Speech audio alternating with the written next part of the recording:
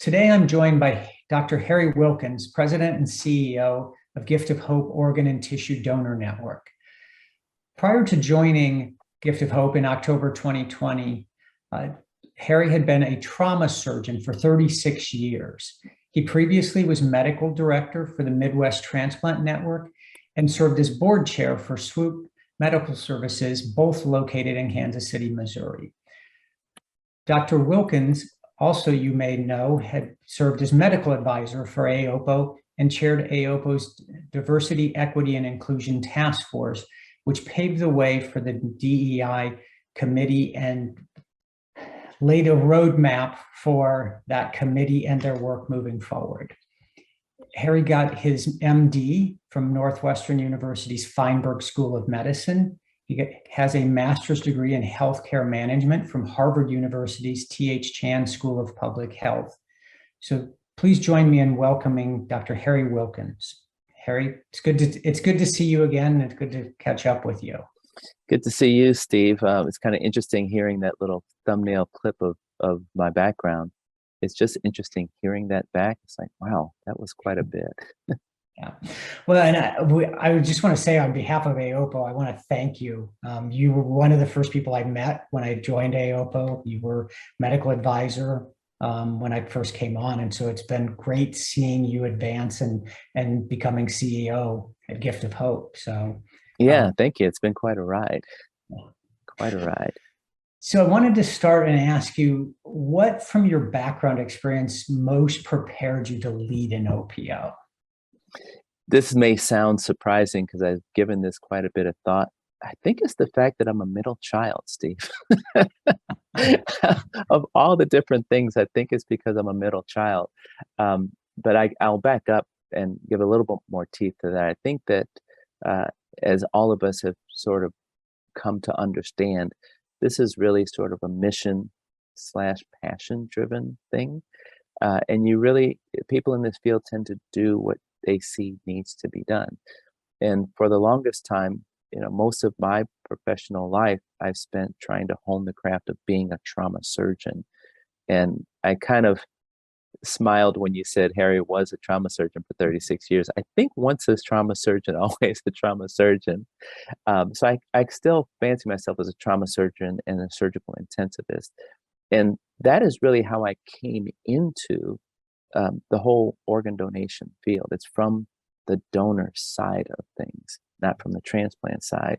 And I always tell this story because it's actually true. So in October 26, 2005, most Chicagoans, and I am a native Chicagoan, most Chicagoans will remember that as the day the White Sox won the World Series.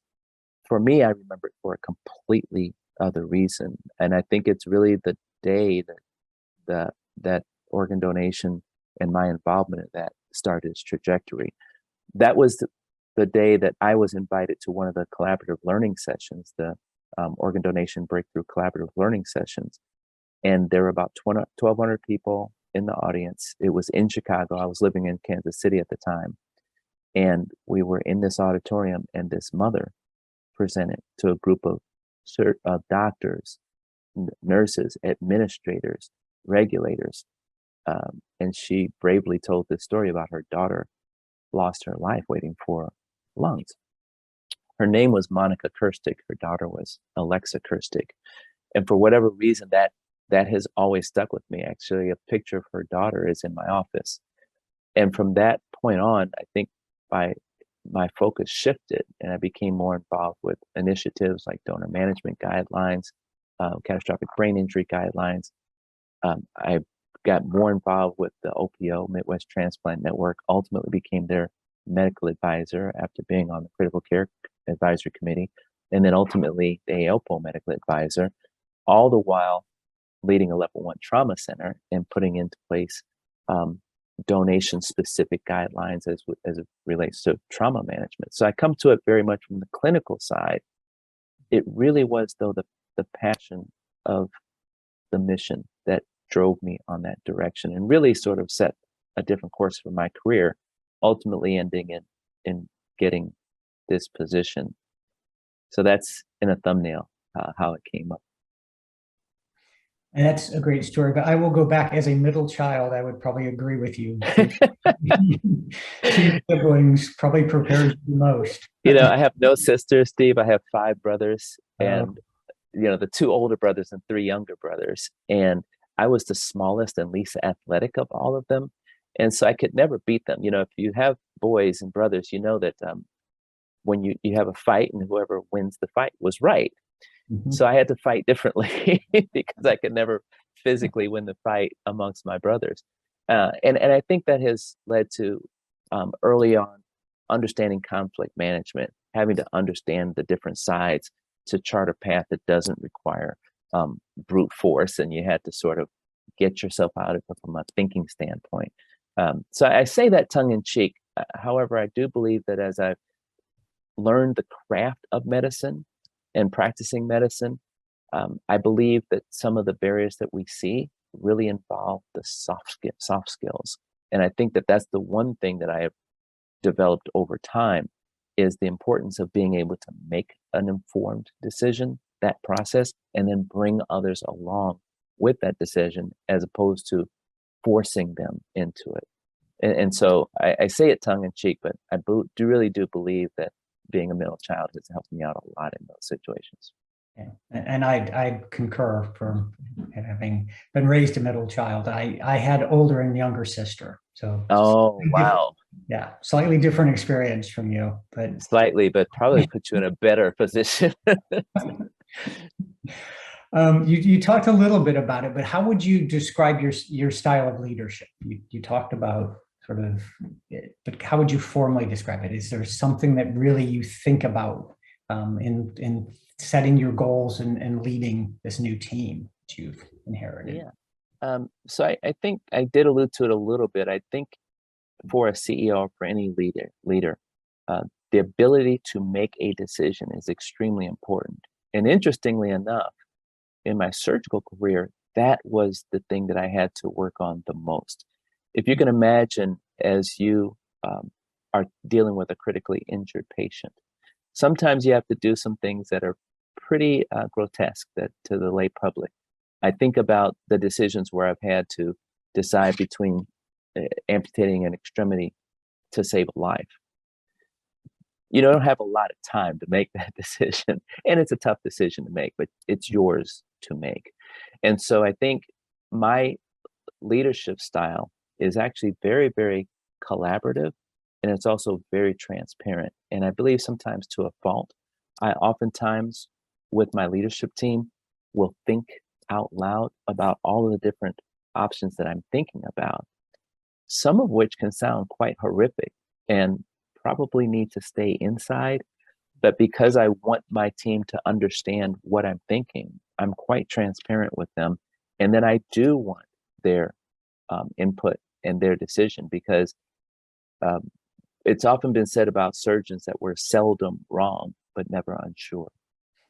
And so, because I can be so forceful in my convictions about a decision, I want them to understand that I'm equally willing to believe that I could be completely wrong about that. And I need to hear back from them because ultimately I do want to make the best decision that I can. I tell them alone, I can make a good decision. With a couple of my other leaders, I can make a better decision. But with my entire leadership team, I can make an excellent decision. So I think it's transparent and collaborative. And those are two great words as you think through leadership and how you approach problems. So I want to talk. We consider you a new CEO, and I go back to you joined in October 2020. Your entire tenure has been under the pandemic. Yes. So you've had a little bit of time there. What new practices and operational changes have you had time to implement in that time? Well, I think what I'll do, Steve, is I'll take a stab at the top three Okay. because when I look back on it, and it's been 1 year and 33 months, but who's counting? 33 weeks, I should say. It has gone by really, really quickly. Because I was a trauma surgeon in a relatively small area, I had to give 6 months notice. And the way I was working, Steve, was I was working on call 1 week and off 1 week, and I was commuting. So I lived in Chicago and I was working in Quincy, Illinois. It was about 5 hours south by train. So in that week that I was off, when I gave notice in July, the weeks that I were off, I would have informal conversations with staff and leadership and with the previous CEO so that I could get a better handle. So I felt like I had hit the ground in about, you know, in a pretty good fashion. You will know this and you will remember this quite well, is that around that period of time, so we're talking about July 2020, what I was coming back from when I was in Quincy was a lot of social unrest, the pandemic. And so it was very difficult to navigate that while trying to understand a new role and a new organization. And I think you will remember quite clearly that you called about a week or two before I started my new job to ask me to head up the entire task force. And I said, Steve, I'm just trying to start my new job. And I really felt very strongly that it was something I couldn't say no to. So that was somewhat challenging. So I'm going to leave that one off because it's more industry related and talk about what was faced as an organization. So in that time frame, when I got a chance to talk to my leaders, I fairly quickly had to make an organizational change to beef up a couple of things, particularly quality and marketing. I also started a strategic planning process. And so we brought in a consultant and we are starting on a 5-year strategic plan, which quickly showed us that the strategies that we picked, we had to change our structure to align that strategy. So, and also the governor of Illinois at that time was working to start a program to try and increase the amount of testing. Gift of Hope has one of 10 full service labs of all OPOs. And so we were tapped to help lead this testing program. And so we implemented that program, had a strategic plan started, and changed the organizational structure all within about 3 weeks. And it was quite a heavy lift. I credit my team, my leadership team, with number one, supporting me through that as a new unknown CEO. You know, I was in the operating room on October the 6th and in the boardroom on October 19th, leading this new team. And so I think to pivot on my leadership style, I was very transparent and open with them and asked them to be very much the same with me. And so had we not done that collaboratively, I don't think it would have gone the way it was, but it was not the smoothest. No, and it's you went through a lot of change, and I remember when you took over, and I remember him making that call and thinking, I don't know if Harry's going to take this on, but he is the perfect person to head this task force. So I'm happy you did step forward, but I knew you had a lot on your plate. Yeah. Well, I forgave you because I understood why you asked. And you know, a lot of times in retrospect, when we think about things, you know, you're handed a situation. You didn't ask for the situation, but you found yourself in that situation. And it was really interesting because I never in my career aspired to be a CEO. As I went along and saw how things were going, this next chapter of my life, I felt like the biggest impact that I could make was from that leadership chair, and take advantage of my experiences, not only in the emergency department, but in leadership positions and with my formal training as well. I just thought it was a good fit, and worked very collaborative with the previous CEO, even before applying, to say what direction is it? Because I do believe, Steve, that there's a need for different leaders at different times. And I think if Gift of Hope was in a different position, they may have needed a different leader. Yeah, and I think you're correct. It's leaders that are chosen. It's sort of for the occasion, and the Right. organizations go through different phases. Yes. So, you talked about the strategic plan. So what are you're in the middle of it, or you've begun it now? What are the future goals for Gift of Hope in your team? So we've got 4 broad goals. One is we call it delivery on the mission, because the mission will always be the mission. I personally have said this for the longest time. I have this catchphrase. It hasn't quite caught on, but it's called 0-20-30. And I've said this to a lot of my colleagues. And what does that mean? Well, by the year 2030, there'll be nobody on the wait list. Wow. 2030. I think it sounds kind of catchy, but it's 2030. And so that it makes me think about things differently in terms of taking the focus off of getting organs to eliminating the wait list. I think what that does is it expands the opportunity. So in other words, as a physician, I think in terms of preventing people from getting on the wait list. And typically that's not a charge of an OPO. I do believe it needs to be within our purview. On the other side of that is that just looking at the math, there probably aren't enough donated human organs to fulfill the need. Even if it was a perfect system, we still couldn't deliver all the need, which means you have to look at other places. And I think about things that are going on now, such as bioartificial organs, xenografts. These are all going to require technologies that are either nascent or haven't been developed yet. And so I think LPOs have to be involved in that process as well. So when we look into some of the further out goals, once the right now goals of, I call it operational excellence, and we focus on three things: authorization, authorization, and authorization, and all of the things that feed into that. And so that's that delivery on the mission.